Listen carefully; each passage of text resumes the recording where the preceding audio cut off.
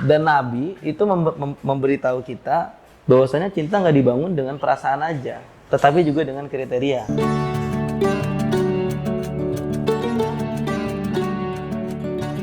Main apa? Main sama teman saya sih. Kawin rumah. Mancing. Mancing ikan. Mas Ustadz, ini saya kepo banget nih. Orang kan ada yang sebelum menikah nih ada yang pacaran. Betul. Sekarang pasti pacaran dong. Betul. Mayoritas ya, rata-rata. Nah, yang kedua itu ada dalam Islam katanya ta'aruf ya. Iya. Itu ta'aruf tuh gimana sih Mas Ustadz? Itu apa pacaran atau gimana? Coba deh Mas Ustadz, bisa nggak? Sebenarnya kalau secara pengertian ta'aruf itu saling mengenal.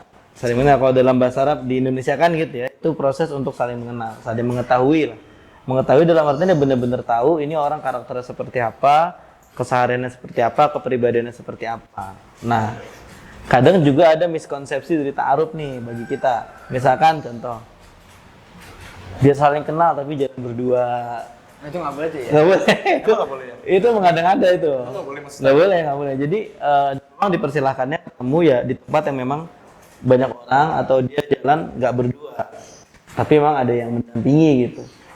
Ada yang mendampingi supaya tidak terjadi hal yang tidak diinginkan gitu. Nah, selanjutnya bahkan kalau dalam proses kenalan via chat pun yang pernah saya lihat yang benar-benar ketat itu ada sampai dia chat itu di WA group. Di WA group? Iya, di WA group. Saking ketatnya begitu? Iya, jadi si cewek ini chatan tapi lewat WA group. Ada orang yang memperkenalkan, ada salah satu dari orang tuanya lah gitu yang memantau grup itu untuk Tapi chat-chatan. sayang boleh tuh walaupun Iya, ya kan tentu dia akan malu kan. Iya. Tentu dia bakal malu kan dan apalagi sampai chat yang aneh-aneh gitu. Ya. Dan lain sebagainya. Nah, itu sebetulnya seperti itu dan lalu kalau nanti kan pertanyaan lanjutannya adalah ya kalau nggak jalan, kalau nggak kenal deket gimana bisa tahu? Nah, ini yang membedakan. Orang itu dikenal dari teman dekatnya. Misalkan ya orang ada perempuan yang mau tahu Arfa, tanya aja Farel. Berarti kalau di Islam itu ta'aruf tuh seketat itu gitu? Iya, jadi misalkan dan itu si perempuan harus nyari orang cowok, misalkan dia punya kakak cowok atau dia punya saudara cowok. Saudara-saudaranya suruh nanya aja ke Farel. Berarti bahasanya dicomblangin begitu Mas Ustadz? Ya nggak bukan dicomblangin, dia dicepuin. Cepuin. Ya dikasih tahu sejujur mungkin gitu, sejujur mungkin yang terutama poin-poin di mana kira-kira berbenturan nggak dengan prinsip. Prinsip dalam artian misalkan lu suka pribadi yang love language-nya misalkan word of affirmation. Ternyata Arfa orangnya cuek gitu. Itu kan sebetulnya sesuatu kekurangan yang bisa diterima. Tapi kira-kira sanggup kan terima itu? Kalau enggak ya cari orang yang kekurangannya bisa kita maklumi. Kalau temenin nutupin, biasanya teman gitu. Ya maka nanti akan menjadi bom waktu. Bom waktu. Bom waktu. Orang yang pacaran aja masih banyak yang tertutupi kan, karena si cowoknya nggak mau terbuka. Kalau dia profilnya ketahuan, ya dia merasa nggak aman dong dengan hubungannya. Ya akhirnya ketika pernikahan baru ketahuan, oh ternyata kelas, oh ternyata KDRT dan lain sebagainya. Makanya pun dengan teman itu, teman dekat yang ditanya bukan cuma satu, bukan cuma misalkan orang mau kena viral ya nggak cuma nanya Arfa doang, tanya teman-teman yang lain, yang mungkin saudaranya bahkan bisa nanya neneknya, omanya gitu, bisa nanya, nggak apa-apa dan emang harus seperti itu supaya siapa sih yang mau kita ajak hidup bersama itu siapa kita harus tahu. Nah, kalau ta'aruf ini nih Mas Ustadz ya, itu jenjang waktunya berapa lama tuh biasanya orang itu Mas Ustadz? Kalau misalkan waktunya sih harusnya nggak terlalu lama ya. Kalau secara spesifiknya biasanya ditentukan gini, misalkan dalam waktu sekian hari atau sekian bulan gitu, 1 bulan lah.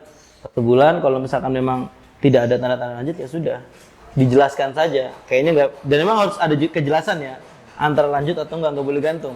Tapi apa iya kita bisa punya perasaan sama orang itu kalau cuma sekedar ta'aruf Mas Ustadz? Nah ini sebenarnya yang jadi problem anak sekarang nih begini nih. Waduh, apa tuh Mas Ustadz? Seolah-olah semua itu harus kayak berangkat dari jatuh cinta dulu gitu ya. Padahal sebenarnya ada peribahasa Jerman. Witing tresno jalaran saka kulino. Ya kadang cinta datang karena terbiasa gitu. Sama kayak lagunya Dewa kan, aku bisa membuatmu cinta kepadaku meski kau tak cinta. Itu kan bisa. Jadi bisa memang dibentuk seperti itu. Dan Nabi itu memberitahu kita bahwasanya cinta nggak dibangun dengan perasaan aja, tetapi juga dengan kriteria. Contoh misalkan, di dalam kitab Bulughul Maram fi Adillatil Ahkam karangan Ibnu Hajar Al-Asqalani, salah satu hadisnya tentang pernikahan tuh gini. Tunkahul mar'ah li arba'ah. Nikahilah perempuan itu sebab 4 hal. 5 liha hartanya, wali hasabiha, nasabnya, keturunannya, orang tuanya baik atau enggak, wali jamaliha, dan kecantikannya, dan terakhir fatfar bizatiddin, utamakan sisi keagamaannya. Nah, kalau misalkan dalam pandangan keluarganya, pandangan sahabatnya, wah dia mah anaknya baik, sholatnya rajin, puasanya bagus, baca Qur'annya bisa, dan mau ke masjid misalkan, dan dia mau ikut-ikut majelis taklim. Yang kedua, orang tuanya ini baik, orang tuanya meskipun pejabat nggak korupsi misalkan, atau orang tuanya juga pengurus masjid misalkan, ya sudah, itu sudah mengindikasikan kebaikan, maka sisanya biarkan takdir yang membimbing gitu. Karena nanti kalau misalkan tanda kutip begini ya, kita harus tahu dulu semuanya secara pribadi, secara personal. Terus udah jalanin hubungan, udah ada perasaan, udah saling cinta, ternyata ada satu hal yang kita nggak senengin, kita putusin. Padahal kita mutusin menjadikan kekurangan itu sebagai alasan aja. Padahal emang kita lagi seneng sama orang lain gitu. Kalau kita kenal duluan ya, kayak gitu. Makanya Islam nggak pengen yang cinta sekedar coba-coba. Tapi ya sekali cinta itu harus dijalani dengan komitmen. Nah itu sebetulnya. Jadi nggak harus pacaran dulu, nggak. Tapi kan orang mayoritas kan pacaran dulu ya maksudnya. Iya itu. Udah tahu lah. Mayoritas. Dan persoalan adalah mayoritas belum tentu benar kan begitu. Betul sih. Nah sekarang coba cek. Jadi keadaan mayoritas itu kira-kira ya berapa persen sih sekarang postingan yang berkaitan dengan sakit hati karena asmara? 90%. Iya kan? Kita bisa lihat sendiri kan dikit. Saya juga ada pengalaman gitu. Iya, dikit-dikit repost VT TikTok yang galau-galau, kode-kode. Siapa Itu adalah pokoknya. Ya si Anu. Lah itu jadi apa? Berangkat dari pertama sakit hati, kecewa apa? Karena berharap sama orang yang diangan-angankan buat jadi pasangan sepanjang hayat, tetapi ternyata hanya mencintai sebatas chatting, hanya mencintai sebatas hal-hal yang sifatnya tadi buat enak-enak aja, buat asik-asikan aja gitu. Kayaknya kalau nggak pacaran kayak ada kurangnya gitu. Padahal mas sebenarnya nggak pacaran juga keren kok gitu. Tapi nggak pacaran cuma berprestasi, bekerja dan lain sebagainya, dan kita bisa ngisi kesibukan yang lain. Tapi kalau misalkan nih keluarga dan background orang tua yang misalnya nih Mas Ustadz ya, nggak ada background mengerti ta'aruf nih, ya kan? Itu gimana tuh Mas Ustadz? Buat cara kita kenalnya gitu. Sebetulnya sekarang kan mediasi itu serba mudah ya. Mediasi itu serba mudah, kita bisa ngajak ustadz, kita bisa ngajak seseorang yang memang paham ilmunya itu untuk menjadi negosiator atau menjadi orang yang ngedatengin, menjadi orang yang ngasih arahan. Itu sekarang serba mudah. Pertanyaannya sekarang itu bukan ngerti nggak ngerti, tapi mau ngerti atau enggak. Tapi kan mesti dikenalin dari keluarga juga nggak sih Mas Ustadz? Betul. Memang harus dikenalkan dari keluarganya, kita juga datang ke keluarganya baik-baik gitu kan, ngajak ngobrol, ngajak kenalan ya. Ya syukur-syukur mungkin kalau misalkan memang sudah pernah kontakan atau ngobrol sebelumnya, berarti kita sudah punya investasi perkenalan lah kira-kira gitu ya. Itu juga saya rasa nggak apa-apa kalau misalkan nggak kelewatan gitu. Nah Mas Ustadz sendiri udah ta'aruf atau belum nih? Gimana ya? Itu rahasia lah. Iya. Calon. Lo Iya. ta'aruf belum? Belum lah. Ya belum. Mau nikah katanya. Oh iya Mas Ustadz. Yang kanan dulu. Kok saya Yang kanan dulu. Yang kanan ini. Kayak jam yang muter dari kanan. Ya itu, jadi kita jangan sampai salah kaprah, karena begini loh.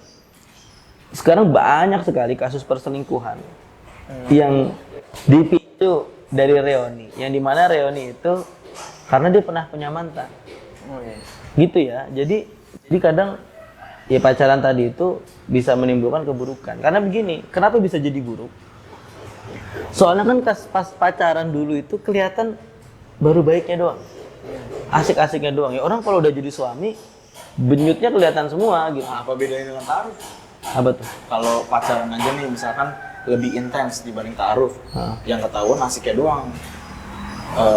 What about the ta'aruf? Loh kalau misalkan ta'aruf kan diceritakan juga yang sisi kurangnya, misalkan apa nih yang bisa kamu harus terima secara besar, misalkan gini ya. Katakan Feral nih orangnya baik tapi bangunnya jam 11 siang misalkan gitu.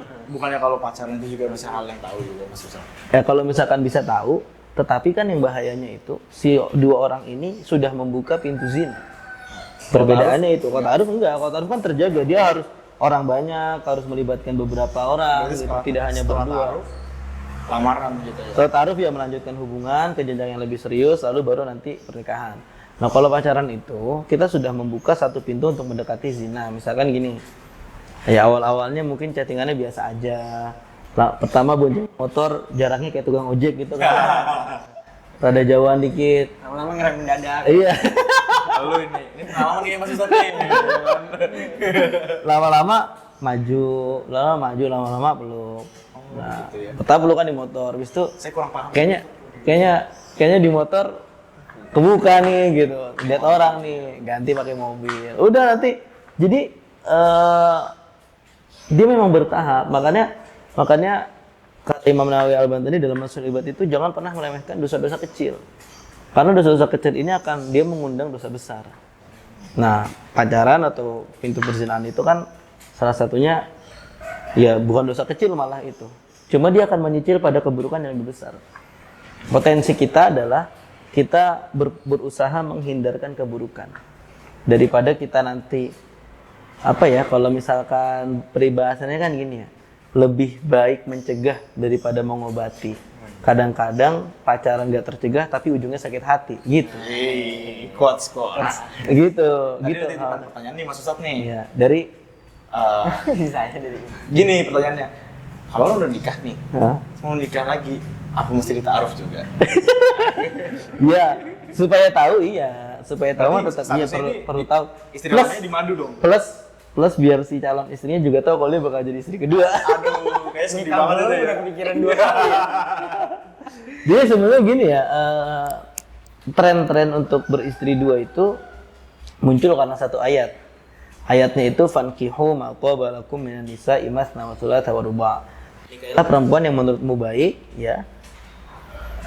Masna, dua dulu emang disebut. 2, 3, 4. Jadi bukan satu dulu emang. Tapi lanjutan ayatnya fa in khiftum alla ta'dilu fawahidatan. Kalau misalkan takut nggak adil, satu aja.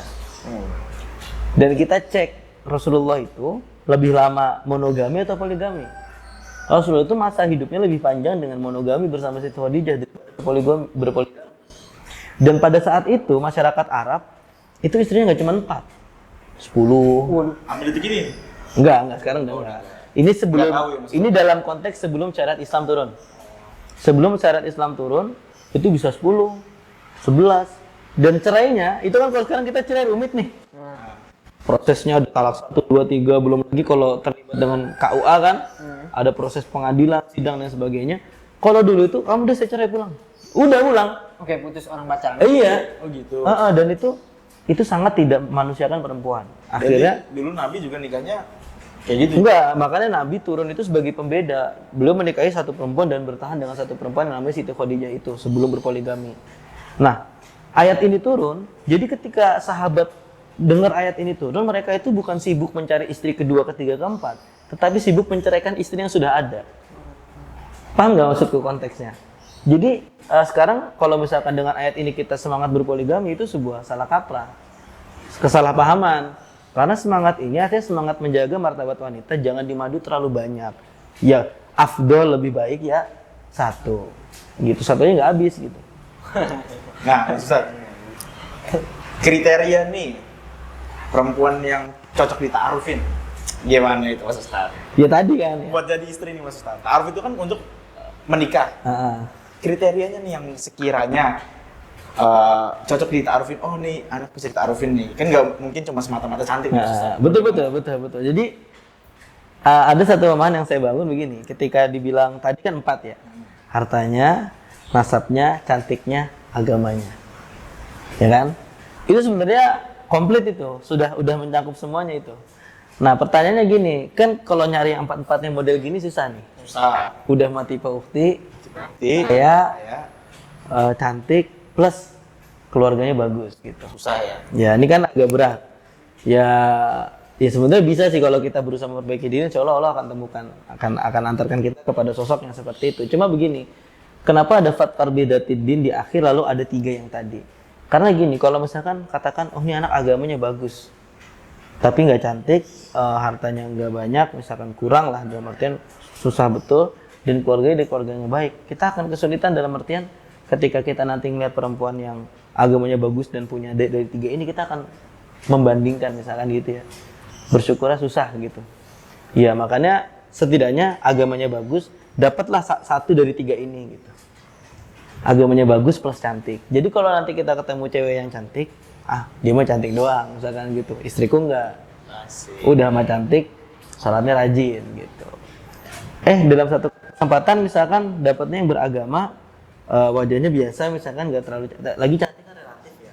Bagi siapapun orang itu, kalau dia memang sudah cinta akan terlihat cantik gitu. Sebagaimana Imam Syafi'i bilang, wa ainur ridho an kulli aibin qalilatun. Kalau matanya mata cinta, jeleknya pun jadi baik. Nah, atau misalkan dia cakep dan dia kaya. Dia beragama dan dia kaya. Nah, kalau misalkan kita ketemu perempuan lain, nggak apa-apa, kita masih punya sarana bersyukur. Istri saya sudah masolehah, ya sudah banyak menanggung juga, misalkan finansial keluarga sudah banyak ditopang. Sudah, kita punya alasan bersyukur yang cukup banyak. Kalau misalkan hanya agamanya aja tapi nanti kita celah dia, kamu gak cantik, kamu gak kaya, itu malah lebih berbahaya buat kita. Makanya sejak dari awal yang perlu kita pikirkan adalah begini, ayo kita hidup bersama orang yang kelebihannya bisa kita syukuri dan kekurangannya bisa kita rayakan. Asik, kekurangan dirayakan ya. Iya, kekurangannya bisa kita rayakan. Nah, Mas Ustadz, dari 4 itu Mas Ustadz ini lebih condong yang mana, Mas Ustadz? Nah, kenapa yang paling utama itu agama dan cerdas gitu? Karena menurutku ketika perempuan itu sudah beragama dan dia memiliki kecerdasan tertentu, dia punya inner beauty. Inner beauty. Inner beauty itu kecantikan dari dalamnya. Artinya mengerti. Apa? Nah, artinya apa?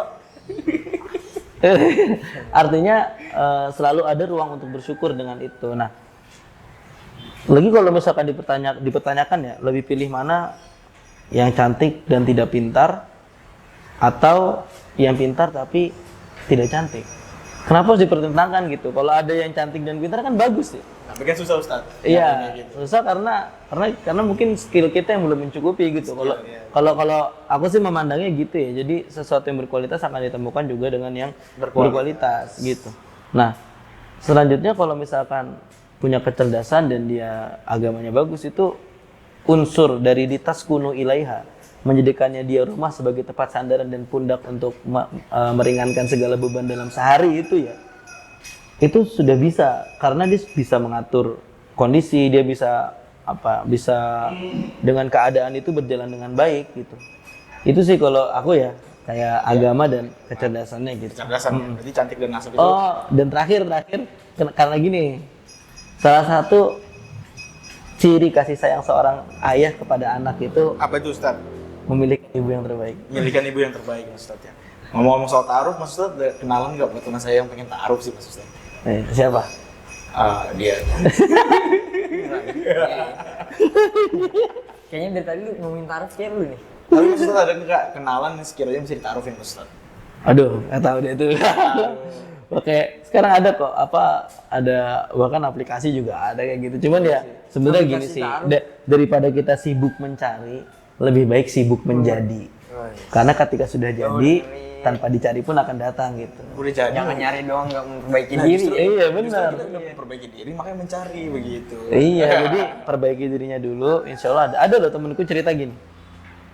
Dia ngajinya nggak lancar, biasa aja. Kerjanya freelance ya, serabutan sih sebenarnya.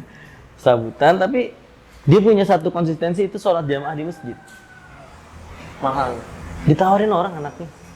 Orang kaya di komplek itu. Di komplek rumahnya dia.